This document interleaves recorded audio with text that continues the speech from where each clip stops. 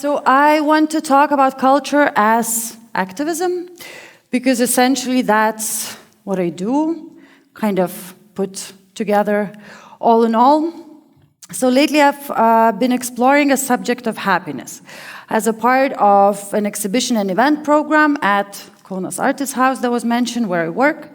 And the program is called Belly Up Dream, Dog or Fish. The ones that are best to understand this title are usually small children, because they straight away think of what situations are dogs with their bellies up, usually happy and trusting, and fish is usually dying or dead. And the program refers to, through exhibitions, performances, and educational events, it analyzes sadness and happiness industry in today's world.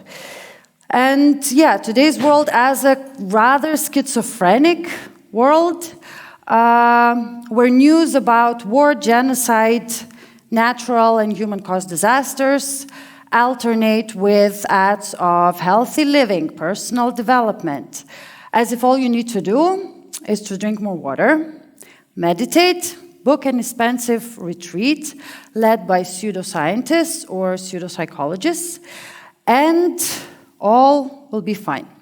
Maybe also learn baking or business. If you still feel anxious, donate to a cause, but make sure it's not controversial. So Ukraine and puppies are good, but stay away from Palestine or trans rights. An inspiration for the mentioned program was a book that is called The Promise of Happiness.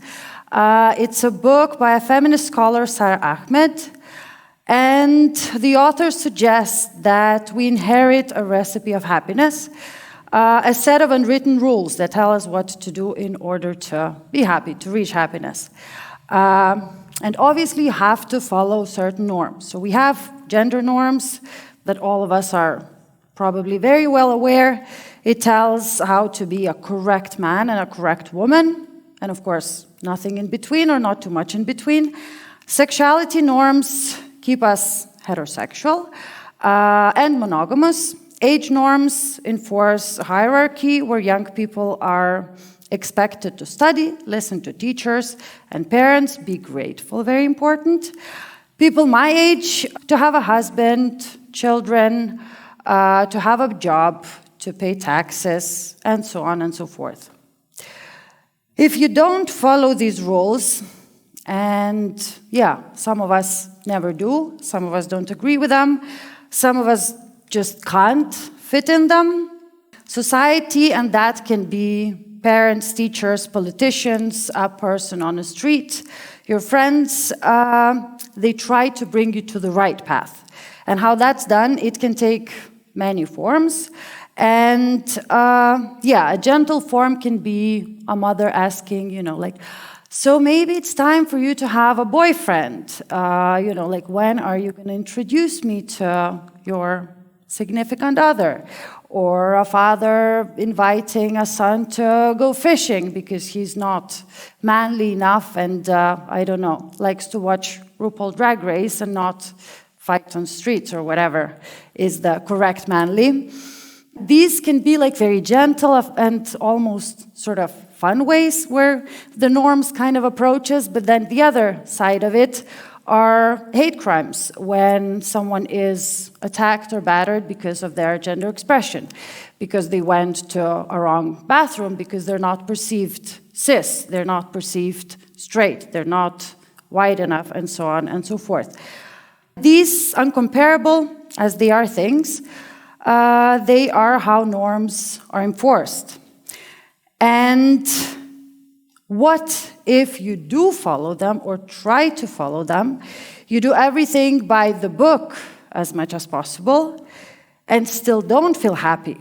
What if this promise of happiness doesn't work? What if you feel emptiness, sadness, anxiety?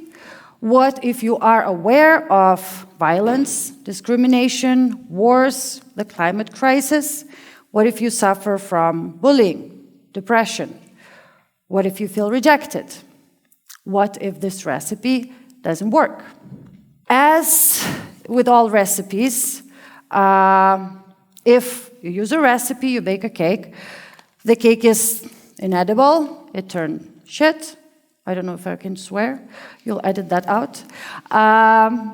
What happens then? Obviously, you didn't use the recipe right. You missed something. Maybe instead of sugar, you put salt. Maybe, you need some practice. And the same happens with the norms, with the promise of happiness, of what we need to do to be happy. You get told directly or indirectly to try again, try harder, follow the recipe closer.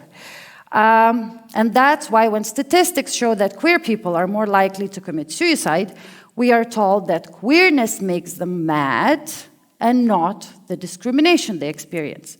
And when young people get depressed, whole generation can get called too sensitive and weak, and not the world that we live in depressing. I did happen to do the normal things. So I'm almost 40. That time I did a bunch of normal things. I did question norms and a lot of different things from the very beginning, as long as I can remember. I remember having a huge conflict with my grandma when I was, 6 or something, about existence of God, because we were talking about religion, and my grandmother informed me that pets don't go to heaven. Heaven is for humans. And obviously, I proclaimed that if there are no dogs in heaven, then what's the point of it? And the God isn't fair, and I don't believe in it.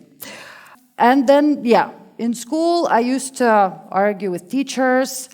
There was a good strategy to argue until the period is over and there's no time to give homework. So that was beneficial for me and my classmates.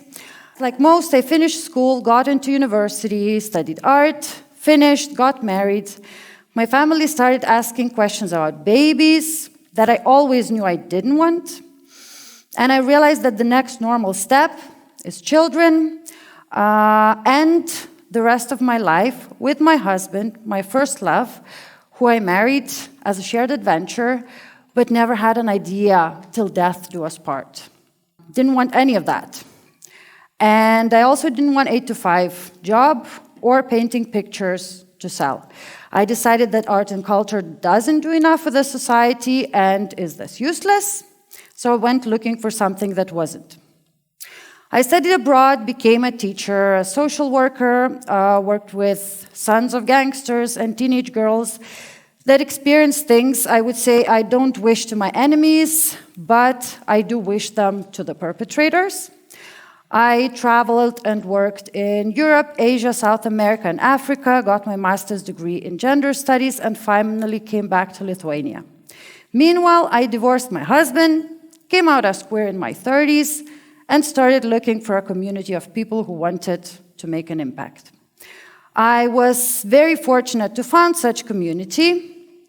This community now runs or takes part in several left and human rights organizations, a social center, organized festivals, events, a labor union, and protest, one of which was Kaunas Pride. I myself am involved in several initiatives for LGBT and human rights, mostly through culture. I organize events, summer camps, where refugee youth are record music, do creative writing workshops in different spaces, including a youth prison. I try to create safer space for queer people and, all of people who don't find regular spaces safe. I curate events for young artists to experiment and work with controversial topics. Together with colleagues, we curate events on mental health, identity, environmentalism. And currently, our pet project is a queer community musical. And also, we are creating an educational event for the mentioned project with people your age, and actually some of you are here, so that's nice to see. So why culture? After many years that I decided that it's useless and I don't want to have so much to do with it. Because culture and art doesn't tell you that there's something wrong with you and doesn't try to sell you anything, apart from the entrance ticket usually. But that's about it. You pay that and then you're free to be yourself. Culture and art allows or even encourages being yourself and questioning things. It creates a safe space and it can create communities for people doing that. Marginalized people, sensitive people, curious people, people who want to be a part of creating a more equal and happy world for everybody, and to at least stretch the norm. Culture and art, especially contemporary art, as a lot of people don't understand it and they don't bother. So it becomes a great niche of doing everything that you can't do otherwise. It gives us tools to explore the fringes of norm, to see sort of where it starts and ends, to analyze it, to dissect it. It helps talking about difficult topics and coming to terms with society's pressure, anxiety, sadness, emotions, generally that are sometimes too heavy to process, especially on your own. It can help trust our feelings and, more importantly, express them loudly. About the loudness, I hope one of the speakers will talk, my colleague Jovaras, because feeling anxious, sad, lonely, worried about the future or your own safety are not individual problems. They are individual reactions to the world we live in and to the problems of this world. Because the recipe for happiness is at least outdated, but I would say that it never worked, at least never worked for everybody. And we need to create a new one. And to do that, we need to be able to trust our feelings, to safely explore difficult topics, to question not ourselves, but the recipe we were given. And we need to learn to be loud, we need to build communities, and most importantly, to imagine alternatives. And culture is an absolutely great tool for that. Thank you.